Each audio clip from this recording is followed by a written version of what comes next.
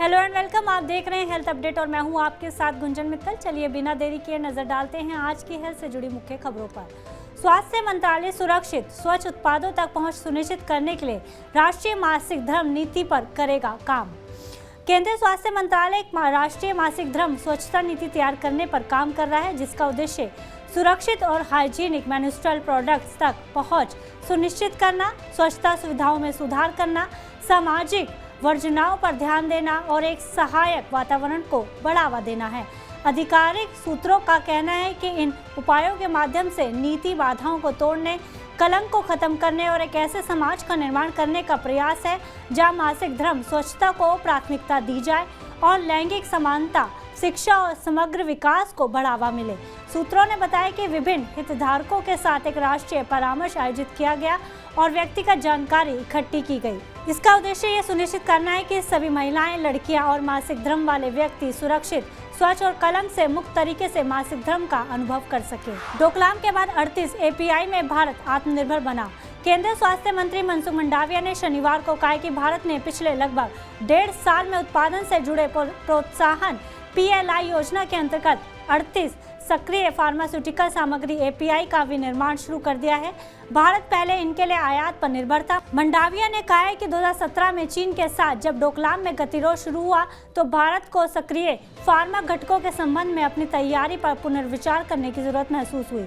भारतीय प्रबंधन संस्थान IIM अहमदाबाद में आयोजित चिकित्सा शिविर सम्मेलन के उद्घाटन समारोह को संबोधित करते हुए मंडाविया ने कहा है कि API योजना के जरिए हमने सुनिश्चित करने की कोशिश की है कि भारत को 54 APIs का आयात ना करना पड़े और हमारे फार्मूलेशन उद्योग को घरेलू स्तर पर API मिल जाए।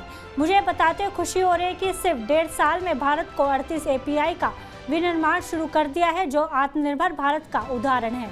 उन्होंने आगे कहा कि सरकार ने फार्मास्यूटिकल क्षेत्र के लिए 15,000 करोड़ रुपए की PLI योजना की घोषणा की है। इस सरकार की पहली प्राथमिकता चिकित्सा को ग्रामीण क्षेत्रों के लिए कम खर्च में चिकित्सा उपलब्ध कराना है। असम में 7 अगस्त से शुरू होकर 14 अक्टूबर तक चलेगा मिशन इंद्रधनुष। असम के स्वास्थ्य और परिवार कल्याण मंत्री केशव महंत ने शनिवार को कहा कि बच्चों का टीकाकरण करने के लिए गहन मिशन इंद्रधनुष 5.0 को 7 अगस्त से शुरू किया जाएगा और 14 अक्टूबर तक ये जारी रहेगा। केशव महंत ने कहा कि पहला राउंड 7 से 12 अगस्त तक, दूसरा राउंड 11 से 16 सितंबर तक और तीसरा राउंड 9 से 14 अक्टूबर तक आयोजित किया जाएगा। असम के मुख्यमंत्री हिमंत बिस्वा शर्मा 7 अगस्त को गोलाघाट जिले के बोरजुरी बोकाघाट में कार्यक्रम का शुभारंभ करेंगे, जहां राज्य के स्वास्थ्य मंत्री भी मौजूद रहेंगे। स्वास्थ्य मंत्री महंत ने कहा कि मिशन इंद्रधनुष 5.0 से 5 वर्ष की आयु के अशिक्षित या आंशिक रूप से टीकाकरण वाले बच्चों तक पहुंचने पर ध्यान केंद्रित करेगा।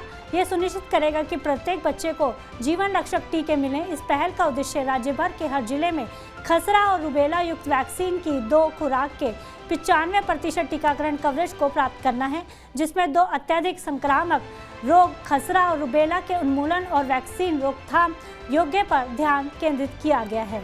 नोटिस का जवाब ना देने वाले 247 स्वास्थ्य क्लिनिकों पर जुर्माना लगाया जाएगा और सील किया जाएगा। देहरादून स्वास्थ्य विभाग ने कहा है कि वो उन स्वास्थ्य क्लिनिकों और अस्पतालों पर जुर्माना लगाने और सील करने की कार्रवाई करेंगे जिन्होंने अपना लाइसेंस रिन्यू नहीं किया है। Chief medical officer doctor Sanjay Jain ने कहा है कि ये देखा गया है कि ऐसे कई प्रतिष्ठानों ने कोविड महामारी के बाद दिशा निर्देशों का पालन करना बंद कर दिया है। जिले के 460 से ज्यादा मेडिकल सेंटर्स को नोटिस भेजे गए हैं जिन्होंने 2020 से अपना रजिस्ट्रेशन रिन्यू नहीं किया है।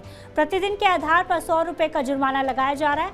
अधिकारियों के मुताबिक नोटिस के बाद 83 हेल्थ सेंटर्स ने खुद को स्थायी रूप से बंद करने की घोषणा कर दी है, जबकि 110 ने जुर्माना चुकाया है और नवीनीकरण के लिए आवेदन किया है। हालांकि 247 प्रतिष्ठानों ने नोटिस का जवाब नहीं दिया है।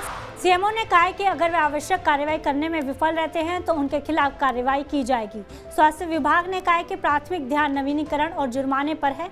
विभाग के सोर्स ने कहा है कि चूंकि यहाँ स्वास्थ्य सेवाएं सीमित है, इसलिए किसी भी प्रतिष्ठान को सील करना आखिरी विकल्प होगा। KGMU के डॉक्टर ने बिना कैंसर वाले मरीज की कीमोथेरेपी की। कंज्यूमर कोर्ट ने मुआवजा देने को कहा। यूपी के medical college king George medical university से चौंकाने वाला मामला सामने आया है। यहाँ पर एक मरीज को बिना कैंसर ही कीमोथेरेपी देने का का मामला सामने आया है, जिसके बाद लखीमपुर खीरी के कंज्यूमर कोर्ट ने प्रोफेसर को 4.5 लाख रुपए, मरीज को 7% ब्याज प्रतिवर्ष के साथ ही एडिशनल 50,000 कंपनसेशन देने के लिए कहा है। कीमोथेरेपी के कारण पीड़ित महिला मरीज के बाल झड़ने लगे, आंखों की रोशनी कमजोर होने लगी है और रोग प्रतिरोधक क्षमता कमजोर पड़ने लग गई है। इसके अलावा उसे कई और तरह की हेल्थ प्रॉब्लम्स का सामना करना पड़ रहा है। बिहार के एक अस्पताल में टॉर्च की रोशनी में हुआ गर्भवती महिला का ऑपरेशन। बिहार के मोतिहारी में सदर अस्पताल में 4 अगस्त की रात डिलीवरी के लिए सदर अस्पताल आई एक गर्भवती महिला का टॉर्च की रोशनी में ऑपरेशन करना पड़ा। खबर के मुताबिक बच्चा और मां दोनों स्वस्थ हैं। सीएस अंजनी कुमार ने इस मामले में जांच कराने की बात कही है। मिली जानकारी के मुताबिक सदर अस्पताल के प्रसूति वार्ड में एक गर्भवती महिला भर्ती थी। महिला की मेडिकल स्थिति ऐसी थी कि महिला का ऑपरेशन करना जरूरी बन गया था, लेकिन उस समय अस्पताल की बिजली गुल थी, जनरेटर भी नहीं चल रहा था और इन्वर्टर भी नहीं काम कर रहा था। गर्भवती महिला की स्थिति बिगड़ती जा रही थी। ऐसे में सदर अस्पताल की महिला चिकित्सक डॉक्टर सुरुचि स्मृति ने गर्भवती की स्थिति को देखते हुए तत्काल टॉर्च की रोशनी में ऑपरेशन करने का निर्णय लिया। ऐसी परिस्थिति में भी महिला चिकित्सक ने सफलतापूर्वक ऑपरेशन किया। ऑपरेशन के बाद महिला और नवजात की स्थिति सामान्य और स्थिर है। दिल्ली एम्स के एंडोस्कोपी रूम में लगी आग। दिल्ली के एम्स में सोमवार दोपहर को आग लग गई। आग लगने के तुरंत बाद फायर ब्रिगेड की टीम मौके पर पहुंची और आग को काबू पाने में लगी हुई है। आग एम्स के एंडोस्कोपी रूम में लगी है, जो दूसरी मंजिल पर है।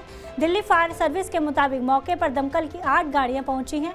जो मरीज इस जगह पर थे उन्हें सुरक्षित निकाला जा रहा है और जब ये खबर लिखी जा रही थी तब तक आग पर काबू पाने का प्रयास जारी था। आज हेल्थ अपडेट में बस इतना ही। आप देश दुनिया की तमाम खबरों के लिए देखते रहिए TV9 भारतवर्ष।